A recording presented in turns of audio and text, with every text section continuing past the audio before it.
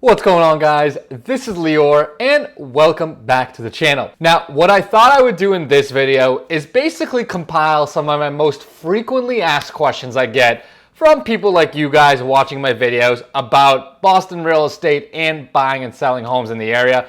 So I'm going to take the most common questions I get and answer them on this video, so you'll get the answers right here.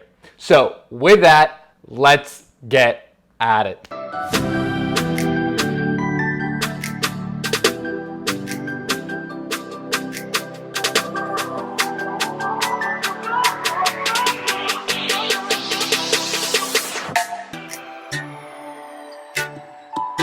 What's going on, guys? My name's Lior and welcome back to my channel. Now, as I said, I'm going to be doing this video on answering some of the most frequently asked questions I get from people looking at the Boston real estate market and potentially looking to buy or invest in the market. So before we get into that though, two super quick things.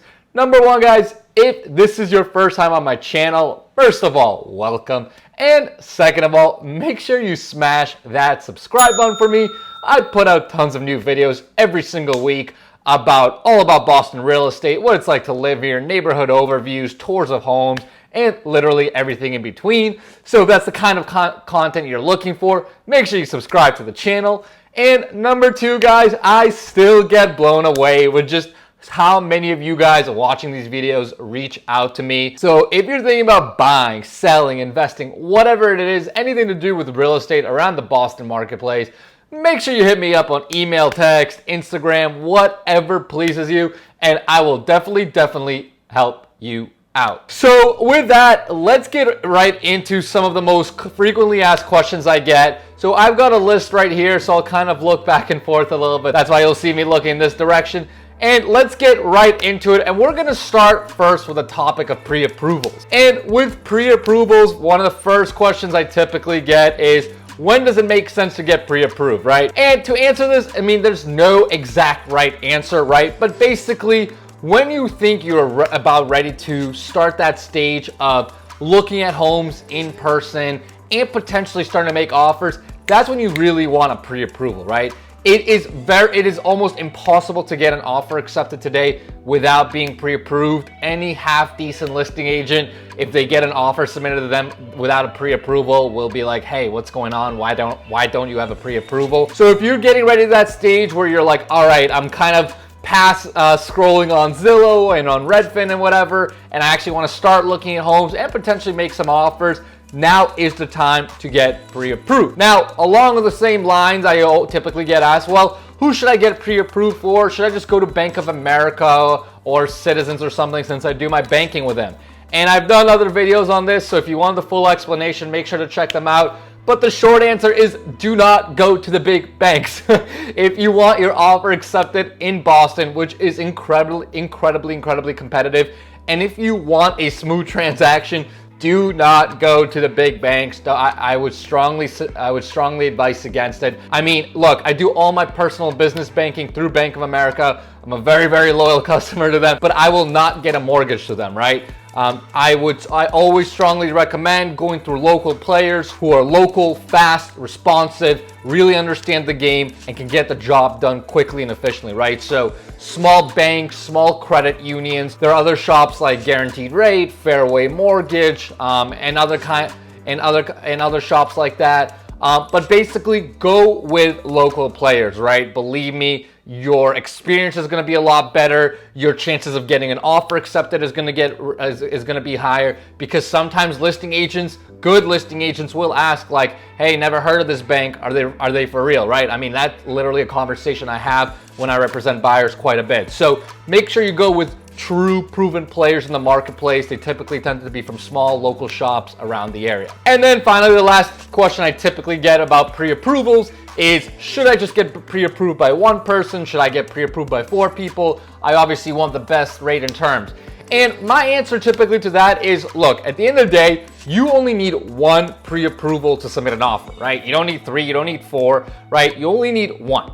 So my suggestion is always, look, start with 1, maybe 2 pre-approvals at most up front, right? And you can use that to submit offers. And what will happen is, once you actually get a home under contract, then you can go ahead and reach out to a few other lenders to kind of bid them against each other, right?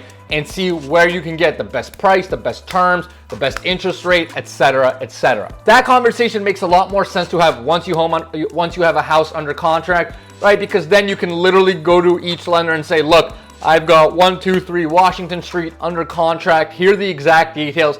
Tell me exactly what you think you can do, right? That's a much better conversation for you. That's a much better conversation for the lender to have, as opposed to just going to 4 people before you even have a home under contract and saying, hey, tell me your best interest rate and tell me your best rates and closing costs and all that stuff, right? You can just get a lot more specific once you have that house under contract. All right, so now that we talked about pre-approvals, let's stick to a similar topic, but let's talk a little bit more about financing in general, right? Financing and a little cash management. So my first tip that I give to most people that I work with is you do not want to deplete your cash reserves when buying a home. Like, do not do that. So if you've got X amount of dollars and you're thinking about taking the majority of those funds and putting into a home, I think that's a potentially dangerous situation, right? Because when you own a home, when you own real estate, things happen.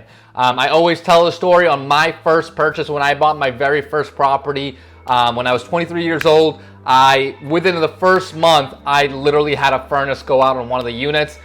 So that was a $10,000 check that I had to stroke literally 30 days after closing. So do not deplete your cash reserves. Make sure that whatever your down payment is plus closing costs, you still have a healthy amount of reserves left in the bank account to take care of any potential emergencies that may come up in life, and of course with the actual ownership of the real estate. Now let's talk about some financing options that I typically get asked about. So in terms of down payment percentages, you've probably read this in other places. I'm probably not the first person to tell you this, but no, you do not need 20% down to buy a home, right? When I've used residential loans, the most I've ever put down has been 5%. I've used an FHA loan, I've used conventional loans, and the most I've ever put down has been 5% down. So that being said, let's talk a little specifically about some of the questions I get about that, right? So when is a good time to use an FHA loan? Well, I typically think an FHA loan is a great product, especially geared towards people buying multifamily, right? So if you're gonna be buying a 2, 3, or 4 family and you will kind of wanna limit your down payment, you can put down a 3.5% to 5% down, right? Using an FHA loan, and that can be used for a 2 family, 3 family, 4 family. Now, if you want to avoid FHA, but you still want something below 20%, most lenders will offer products that are maybe 15% down that are for owner occupants, usually towards 2 families, right? Going after 3 and 4 families is a little trickier, but you can typically get away with a 15% down owner occupant loan for a 2 family. Now, if you're gonna go after condos though, and you still wanna kind of keep your down payment pretty low, I would not really recommend going through an FHA route, right? Because going through the FHA route is kind of painful. There's a lot of things, there's a lot of moving parts with it. It's just a lot more kind of a pain to get through. And it's just not as an attractive loan in general, right? So if you're gonna go down the condo route and you still wanna put down something as low as 5%, you actually have a lot of, you have conventional products that you can choose from. When I bought my condo where I'm shooting this video right now, I actually used a 5% down loan. Again, that's a really easy loan to go through. It's a conventional product, very, very smooth, can get approved and done very, very quickly. So if you're gonna go after condos, I would definitely use the conventional route rather than trying to go something like FHA. Now, of course, if you have more cash to play with and you wanna kind of keep your payments lower, you do not have to go down as low as 5%, right? There's plenty of products literally ranging from 5% to 20 and 25% and higher, right? As down payments. I've seen everything from 10% down loans, 15% down loans, 20% down loans. A lot of this really just depends on your cash management strategy, right? How much cash you have to play with, how much cash you want to push back. One other note is if you're going to go below that 20% mark, just be aware that there's going to be a PMI payment involved, right? That's basically an insurance policy for the bank for any borrower that puts less than 20% down. Right, it's basically, the reason for that is it's just a little bit more risk for the lender, so they have to buy an extra insurance policy, which of course is charged right back to you as the borrower. But the last thing I'll say about this topic too, lending can be very specific towards the type of home you go after, as well as the type of borrower you are. There are many, many different types of loan products. that, again, depend on the type of home, that depend on the type of financials you have. So my advice is always go speak to your lender, speak to your realtor, and together they can kind of figure out the best loan strategy and loan package for your personal needs and for your personal strategy. All right, moving right along. Now we're gonna go into timeline. And the first question I always get asked about timeline is, how long does it take to find a home? And there is no right answer for this question. I've literally seen everything, right? I've seen people go out, look at one property, fall in love, put that offer in and get it accepted, and they're happy as they could possibly be. I've also seen people take 6 months, 7 months, 8 months shopping between different options, different cities, until they find the home they're happy with, right? There is literally no right answer. A lot of this I think is very personality driven. Some people just are just kind of decide what they like. Boom, see you later, done. Where do I sign? Whereas other people kind of like to really weigh different options and really get a sense of, all the different types of products available. So again, depending on exactly where you lie on that spectrum, you can certainly do that. I mean, I'm personally lean towards that that kind of first option.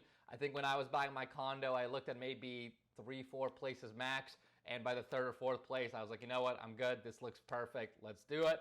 Right? But again, no right answer. This is definitely unique to each buyer. Now, the other question I get too is, what is the timeline of actual purchase, right? So let's say you find the home and you get your offer accepted. Well, that's typically a little bit more of a straightforward answer. Usually I say that I would budget about 35 to 45 days if it's a regular existing home sale, right, without anything crazy going on. Typically the way this timeline is structured is it takes us about 7 to 10 days to go from offer to purchase and sales. And then from purchase and sales to closing can take anywhere from 25 to 30 days. And if you're not familiar with those terms, make sure you check out my other videos where I kind of explain how the offer process works in Massachusetts. All right, now let's shift a little gears and let's go into buying and criteria and questions related to those topics. So one of the questions I've been getting most often, especially probably the last 6 to 8 months, and I actually just did a whole different video about it, but I get asked quite a bit, is should I buy today, right? The market seems really hot. Do you think it's gonna crash, right? That's obviously a very, very loaded question. So like I said, I just did a long video on it. Make sure you check it out on the channel. But the short answer to that is, do I think the market's gonna crash in Boston? No. I'm a huge, huge believer in the Boston real estate market. I own quite a bit of property myself around here, so I put my money where my mouth is. I believe in the fundamentals, right? I think Boston's an incredible, incredible market, super, super diverse, very, very economically strong, many different types of industries. We have data from from the previous market crash in 2008 that showed Boston was a lot more resilient. Boston was a lot more resilient as compared to the rest of the country. So do I think you should buy real estate in Boston today? Yes. Like I said, very big believer.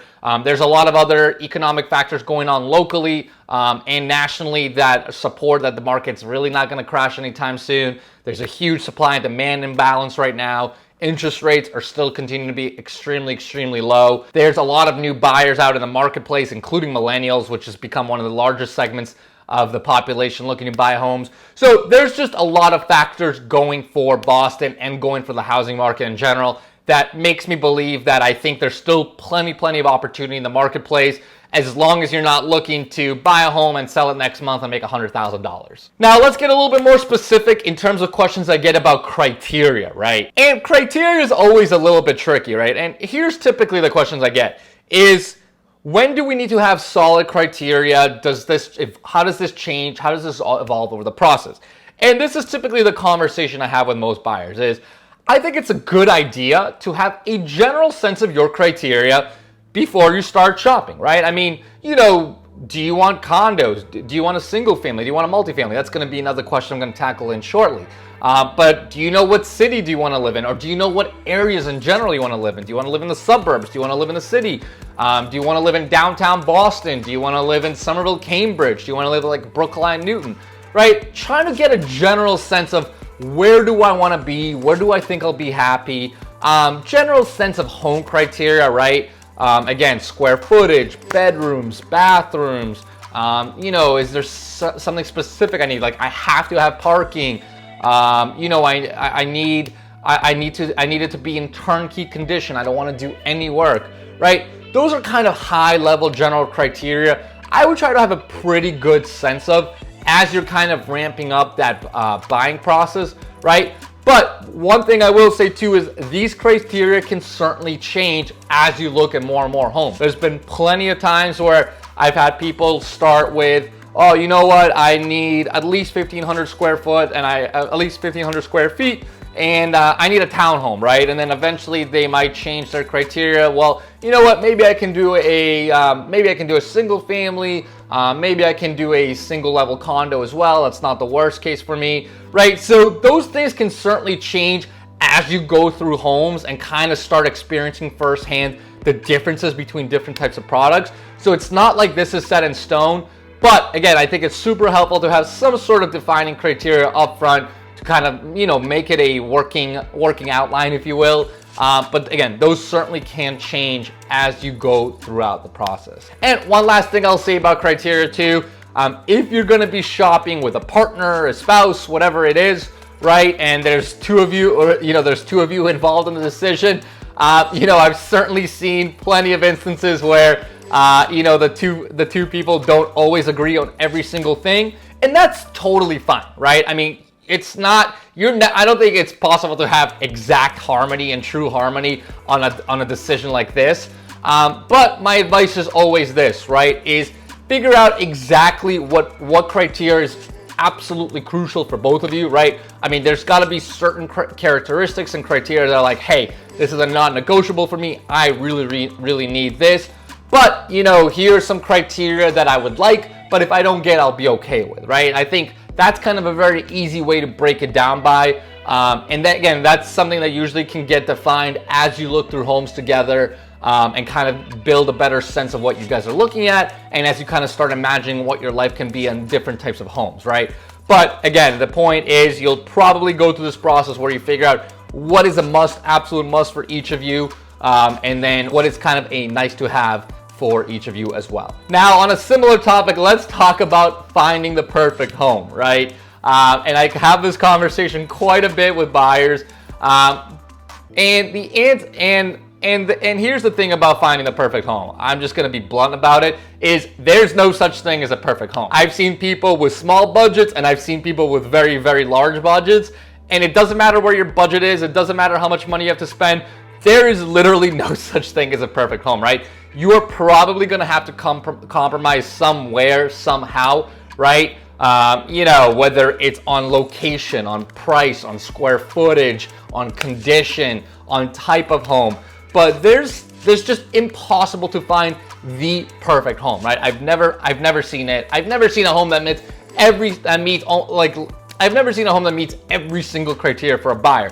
But that being said, every single buyer that I've sold a home to, they've all absolutely loved their homes, right? I've never had anyone anywhere near disappointed after buying the homes. They've all loved it. My point on this is as you're starting to go through the search process and as you're starting to look at homes, right? This kind of ties in a little bit with selecting criteria. Just understand there's not going to be the perfect solution, right? At some point, you're going to have to figure out where you're going to give and where you're going to give a little bit in terms of criteria. But just rest assured, at the end of the day, once you select a home, it is extremely probable you're going to love it, even if it doesn't meet every single defining feature that you thought up front. And finally, the last topic I'm going to tackle is new construction. Because I have been getting quite a bit of questions about new construction. So with new constructions, first of all, timeline. That's always a question that comes up. And I don't know how else to say it except like this, is timelines with new constructions are just kind of tough, right? Especially the last 6-12 months with all the material delay and supply chain issues that have been in the marketplace. Most builders today are behind on timelines. So if you're thinking about buying a new construction home, just understand that you're gonna have to be very, very flexible with timelines. Regardless of what the builder tells you, it's more than likely gonna be delayed, right? So you just have to kind of have that upfront expectation if that's something that you're specifically going to target. And the other question I get to typically with new construction is, what happens if there's any deficiencies? How often does that happen? And the answer to that is, do deficiencies happen in new construction? Absolutely. At the end of the day, real estate is brick and mortar, right? Things go wrong. Even if they're just brand new build, things can certainly go wrong. I've seen them with, I've seen it with my clients in the past. I've seen it with other folks. And again, it's just the nature of the beast.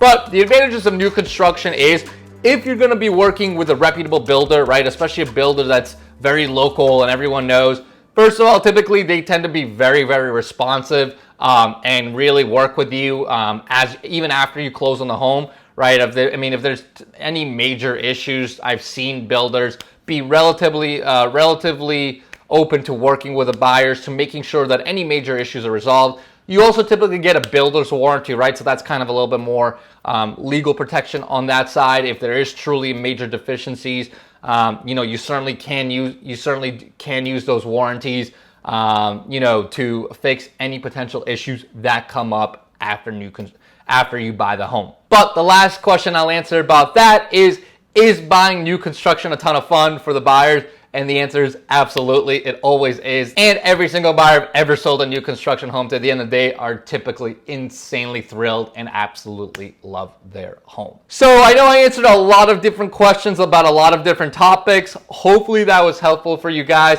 If I missed any topic or any specific question you might have, make sure you just put those questions or comments in the comments below, and I will definitely help you